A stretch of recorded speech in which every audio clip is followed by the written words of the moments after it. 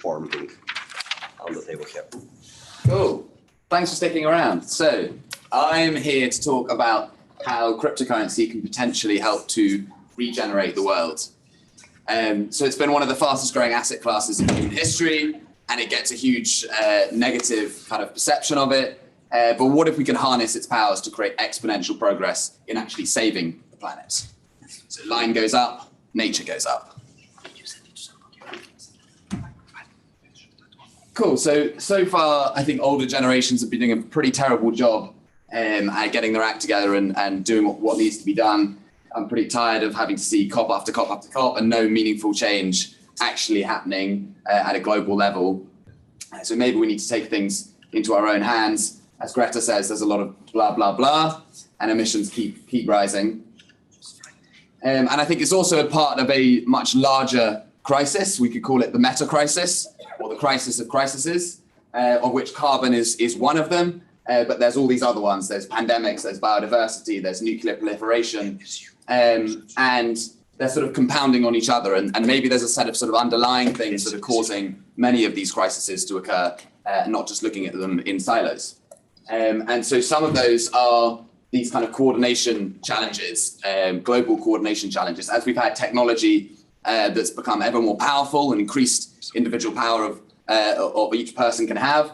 And then that's combining on a global scale, and you have free rider problems, multipolar traps, all these kind of difficulties of coordinations between on a global scale and between societies.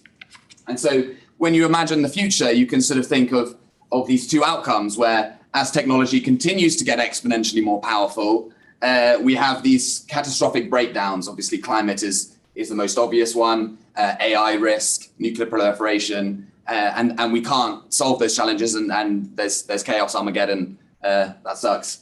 And the other kind of scenario you might imagine is, okay, we do have some existing coordination infrastructures at a global level, governments, NGOs, corporates, but they're huge centralized power structures. So we could concentrate much more power in those directions, and maybe they'll be able to stop some of these crises, but then we're left with these giant power structures that could be corrupt and institute bad outcomes.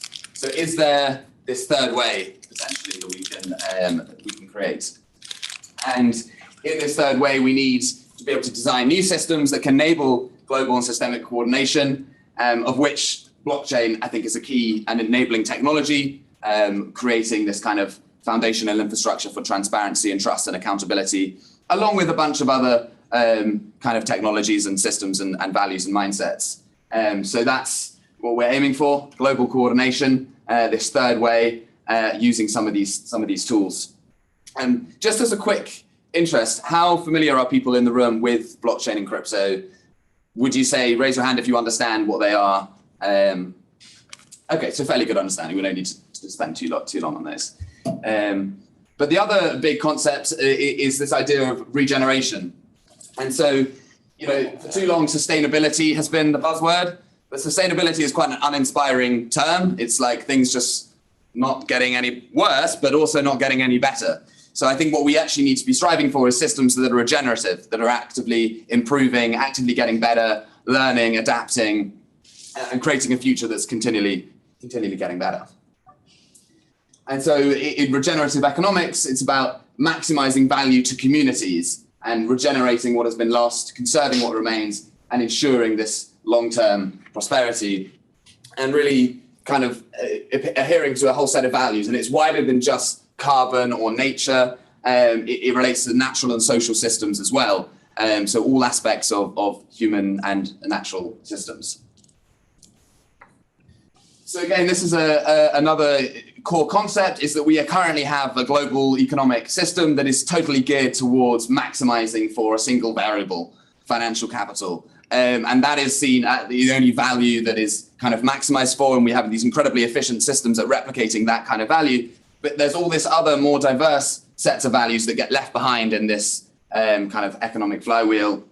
And we're not maximizing for nature and for intellectual capital, which I think DeSci is doing lots of amazing work towards, and social capital and all these other forms of value. And how can we redesign our systems to actually create the models that replicate and incentivize towards those outcomes as well. So we're going to get into ReFi, and I'm going to actually skip through this because I think there's already been a pretty good grasp of crypto and blockchain. Obviously, we started with Bitcoin, invention of blockchain technology, evolved from a currency into a more of a compute platform where all sorts of assets could come on and really create these kind of new organizations and coordination structures. We then kind of have Web3, or the decentralized protocols and internet technologies that are enabling much more peer-to-peer and modular and all of the great things that's coming out of the Web3 ecosystem. And as a sort of wider lens here, what we're really enabling is these global decentralized coordination of people throughout the world being able to coordinate in an internet native way and really trust one another online in order to achieve the outcomes that they want to. And so, yeah, before we then dive in further into that, let's cover some of the challenges we've got with this kind of technology. One of them I don't really need to talk about anymore, which is great because we've obviously had the merge from proof of work to proof of stake on Ethereum, the fastest decarbonization of any industry ever. There's still Bitcoin and there needs to be some work there, but in terms of what these Web3 protocols and ReFi protocols are built on top, they're now built on protocols that are on blockchains that are insanely efficient, if not actually carbon positive. We can get into that as well. But I think there is definitely a danger here of sort of over financialization. And should we necessarily be applying financial principles to all forms of value? And there are some sort of pitfalls and dangers to that as well. And I think the other one, specifically within ReFi, is this idea of crypto colonialism. It's like buying land in less well-off nations and then putting that into like ownership of away from the indigenous communities. So I think that's a big danger of this kind of ReFi vision. The other one, of course, is this what Web3 is best known for. It's kind of speculation, line goes up, make loads of money, cat coins, meme coins, worth billions. And the majority of people getting into Web3, this is what they're getting into it for. And to me, that sucks. I want the majority of people to getting into it to make a better planet. And luckily, there is an ecosystem emerging to do that called ReFi. And it's like a very adjacent and aligned movements to DeSci, and there's lots of parallels and overlaps, which you can get into as well. But at its core, ReFi, regenerative finance, is a movement to create economies, economic systems, practices, and strategies that support regenerative and restorative outcomes in both natural and social systems. And there's a whole diverse range of applications here. This is a slightly outdated map, but it includes some of the kind of clusters of projects within the ecosystem. But as an overarching lens, projects are emerging to stabilize ecosystems, restore the climate, and provide funding for public goods. But at the same time, it relates to every single regenerative kind of sector, whether it's in food, agriculture, circular economy. If it's creating these regenerative outcomes, then there are tools within ReFi and Web3 and projects working on those things. So one of the most widely examples that is already kind of functioning is carbon credits. So they are like the most well-known example of a negative externality that previously was completely separate to our economic system, that we started to then put a price on it and start to create carbon credits and start to kind of mandate for this stuff. But the sector's obviously has a huge amount of problems attached to it. I'm not going to go too deep into it because I know the next talk is covering carbon credits. But basically, it's a very difficult and intangible asset, and you have all of these problems of fraud and accountability. So how can you actually create systems that are better able to create transparency and accountability and create global infrastructure as opposed to just private registries or even someone selling carbon credits from an Excel spreadsheet on their laptop to 10 people at the same time? That's literally where the markets come from. But we're really just at this inflection point where it's a huge amount of investment and energy coming into these carbon markets to make them a really robust force and potentially one of the most powerful forces to combat climate change. I think they're essential because you can't have. Okay, I'm just going to skip that. But anyway, here are some of the top ReFi carbon protocols. Toucan protocol is a really well-known one. They were one of the first to actually bridge carbon on chain. And Climate DAO had this kind of token economic mechanism that had a really high token price, so that as you bridge them, it locked them up in their treasury and removed them from the market. And there was this kind of explosion, and within like a few months, like 5% of global carbon credits had been bought on chain and locked away in Clima's treasury. So there's this kind of bubble around it. But since then, Vera has paused tokenizations and there's kind of been a cool down. But actually what that's allowed is this whole other ecosystem to emerge that's not just around carbon, but is around a much more diverse set of values and systems as well. And yeah, this was another really cool initiative that has popped up recently. After the merge to proof of stake for Ethereum, which obviously switched to a highly efficient consensus mechanism, now it was the fastest kind of single decarbonization ever. It happened in a second, and suddenly 99.9% of its energy and carbon emissions were removed. Actually represented 0.2% of world energy consumption was switched off in literally overnight. But you've still got this giant legacy of carbon emissions from all of its time that it was running. And so now there's a huge movement within ReFi to start to implement an offsetting program for every single block is a block on Ethereum that then needs to be decarbonized. And obviously any project that was operating and consuming carbon can then go and mitigate that and be a part of this kind of map. And if successful, this would be the first industry ever to decarbonize its entire historical footprint, which I think would be pretty groundbreaking and impressive. So another side of ReFi as well is actually leveraging NFTs, not just for dogs and cats and things like that, which, fine, there's some fun in that, I'm sure, but also you can attach it to our social and economic values as well. This one is a cool project funding the regeneration of coral reefs and mangroves, and the moss one over there as well is actually creating a green wall in the Amazon to physically create barriers between the roads and the infrastructure that would be needed to deforest in the Amazon. So you can actually be a part of owning this physical barrier in the Amazon. And of course, this NFT then attaches to you and your values and your identity, and you kind of become part of this community. So another important mechanism here, of course, I'm sure many of you might be aware of it already, but it's this way of funding for public goods. And Gitcoin has been the real pioneer here with their quadratic funding mechanism. And I pulled one of their key rounds is for decentralized science. But the idea is that we really need, again, these funding mechanisms for things that maybe it's not as easy to create a commercial value for it straight away, but it actually creates a lot of value for a wider group of people. And so we could go onto this platform and say, oh, this is a cool initiative that like really needs support. Let's vote on this, give it some money, and then it can draws from a wider grant pool. And so really it's like a democratic way of an entire community going, okay, what public goods do we want to see funded in our ecosystem? And you can then go support them, and there's a funding pool to then help make those happen.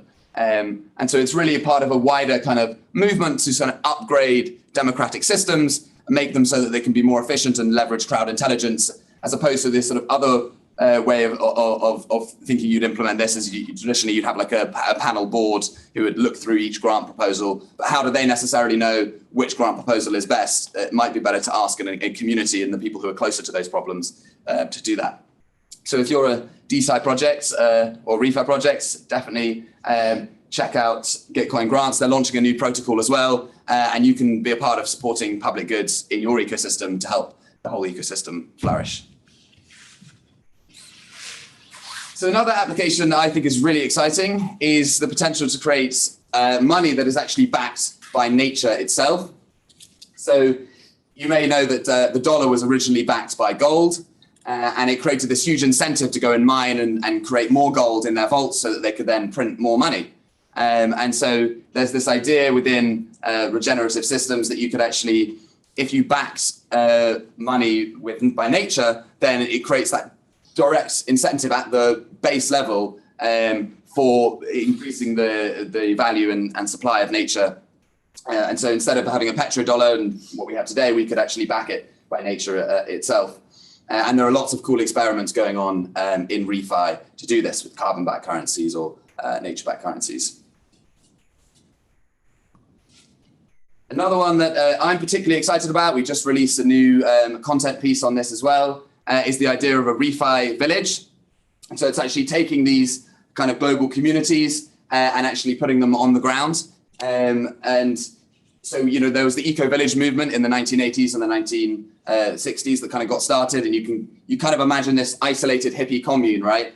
But actually taking that into the 21st century, we have a network of connected villages that are implementing modern technologies to have a good standard of living, but also implementing Web3 forms of governance so that you don't have kind of cult-like leaders kind of taking over this localized community, but actually have some democratic systems. And obviously then it's connected to a network of other villages as well, and connected to the ReFi protocols and a community of experts that can help with regeneration of the land that it's on and accessing finance for that regeneration as well.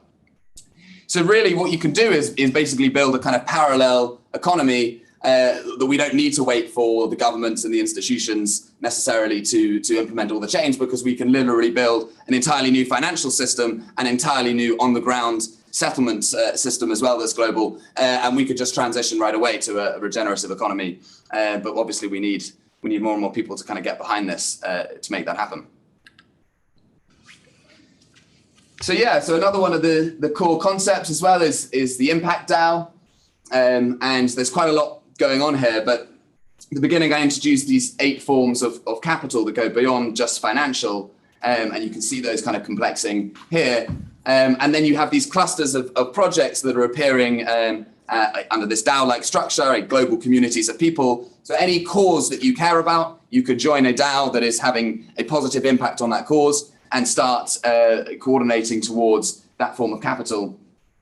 It's a bit outdated because here it sort of says ReFi is inherently tied to living capital. That is sort of ReFi was associated only with carbon. But really, if we take this more holistic point of view of ReFi being creating incentives for a much wider set of values beyond just environmental, beyond just financial, but also intellectual, then also that incorporates things like decentralized science, education. So really, this is, in my view, all a regenerative part of a regenerative economy.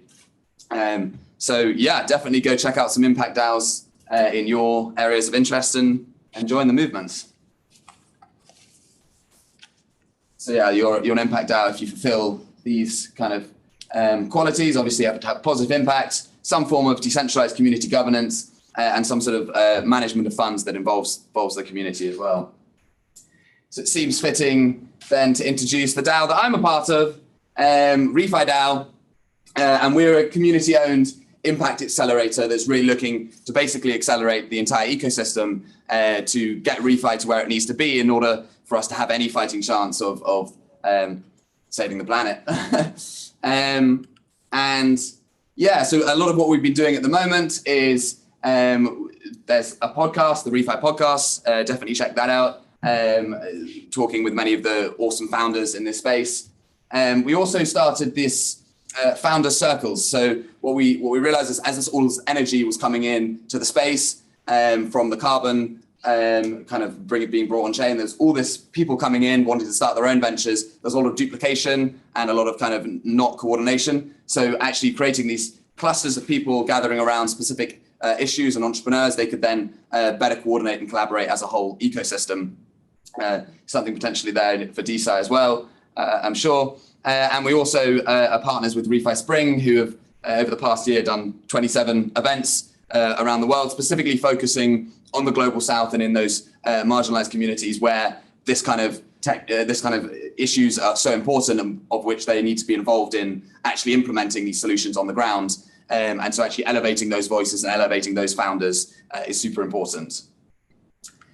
The aim is to create this talent and capital flywheel where the best of climate and the best of crypto and the best of science all come and join this whole ecosystem that emerges. And we've got lots of other ideas, potential startup incubator and ReFi token and all this stuff coming soon. So definitely check us out. We've got a blog as well. I run the blog and the weekly newsletter, kind of collecting some of the cool stuff going on in this ecosystem. So if you want to stay up to date with some of it, then check us out there. And I really see this as part of the next wave of innovation within Web3 and the one that we actually really need. We've had all of these waves kind of come and go, and there have been some amazing foundational innovations that have upgraded this kind of stack here, but really see this as the kind of next iteration and really creating positive impact. So ultimately, what we're building for is a solarpunk future, one that was not totally dominated by centralized power structures and big corporations, but instead living in a more community, democratic world, one with green spaces, green technologies, and a future that's actually better than it is today. So invite everyone in the room to join us, take the green pill, and let's build a future worth fighting for. Thanks. Today, so we have exactly 2 minutes for questions, and then we can continue in kind of the social activities afterwards if you want to find this guy and maybe harass him for more. But any